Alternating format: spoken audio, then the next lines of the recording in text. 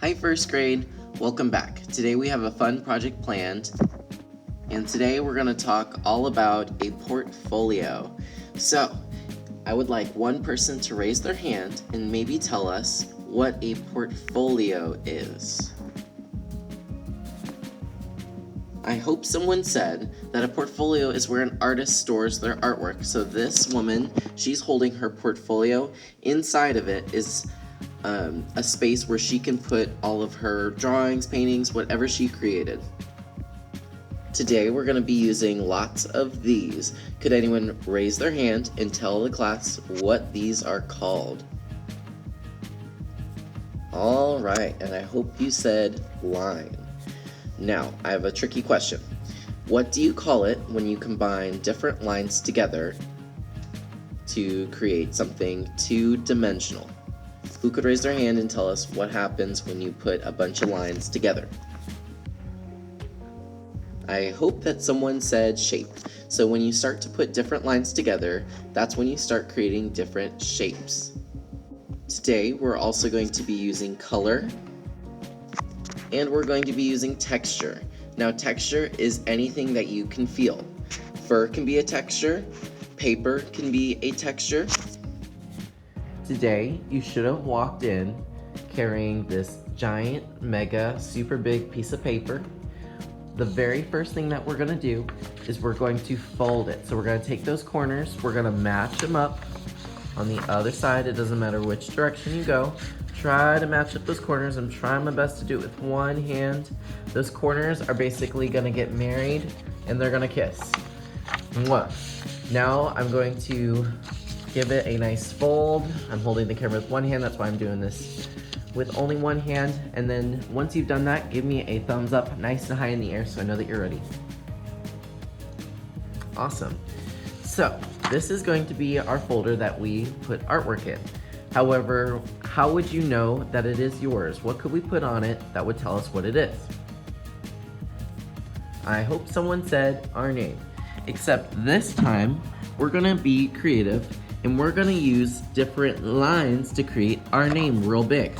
So I'm gonna show you first what we're gonna do, and then we'll do it as a group. So I'm going to take a marker, and I want you to start with marker. You're gonna start with what? Hope you said marker. Doesn't matter which color, and I'm going to draw my name as big as I can. And you may not even fit it all the way on here, and that's okay. So I'm gonna put Boatfield, because that's what I want you to call me, but if you wanna go by your first name, whatever it is, you can do that. I have the letter B, and I'm thinking I'm not gonna be able to fit everything on this piece of paper, so I'm gonna be crazy with it. I'm gonna put a little O, and then a medium A. Maybe my T will go all the way down. It kind of looks like it's all mixed up, and that's fine. And then I'll put maybe an F. And look, my F crossed over with my T. That's okay. I might put a little itty bitty I, and then an E, and then an L, and then a big old D. So now I have Boatfield, and it looks pretty crazy. That's okay. I want you to maybe think outside the box. Now, if your name is just 3 letters long, you'll have plenty of room. If your name is long, you'll have to be kind of creative with it. Now, I want you to use different types of line. If you have forgotten the different types of line that we used last year, or you just need a little refresher and want something to look at, I should have some sheets of paper that I will pass out at some point with the different lines. Now I want you to start decorating it with the marker. So I might take some zigzags, maybe I'll put a little spiral down here. I haven't used the dash line yet. Maybe I'll add some variety and use that dash line. Maybe I'll do some cloud lines, which is also wavy like the ocean lines. Maybe I'll do some castle over here. Make it interesting. I think that adding some lines makes it look a little bit more eye-catching and it gets your attention. Once you have created your line with marker, now it's time to start adding some color, baby, color. So what you'll do is you'll put your marker back in the bin. Remember, our tops go up, so I know that they all have caps. When you're ready for color, just follow the green arrows all the way around. Find a rubbing plate. Remember, you can also share. When you're done with the rubbing plate, if you could please return it to this bucket so that someone else could use it, or if someone nearby wants to use it, I want you to share. Please don't take more than one with you, and then use the green arrows to find your seat again. If you were here last year, we've already used the texture plates, but I'm gonna go over it one more time. What you do is you take a crayon, it can be any color, doesn't matter what color. I'm gonna use this kind of magenta color today. And then what you do is you open the portfolio, put the rubbing plate underneath, and then wherever the rubbing plate is, and you start coloring, a texture will pop up, just like magic. And then that's the point where you can be really creative with this. So you can change out the rubbing plate, the texture plate, to a new one, or you can start a new color. And I want you to fill in all of these spaces with different color, because that will make it interesting.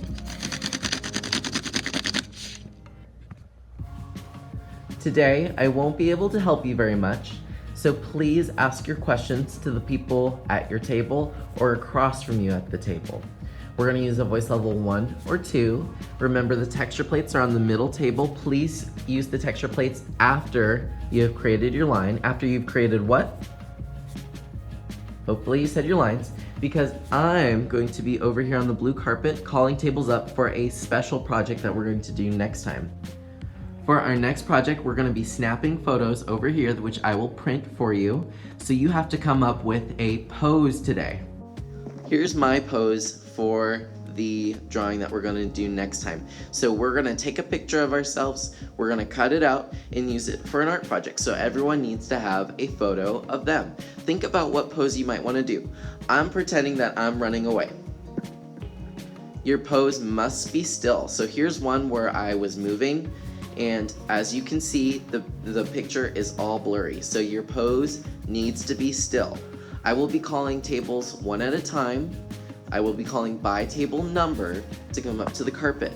If you do not hear your table being called, you may not get a photo for the next project, which will be very sad, and you'll have to draw it yourself.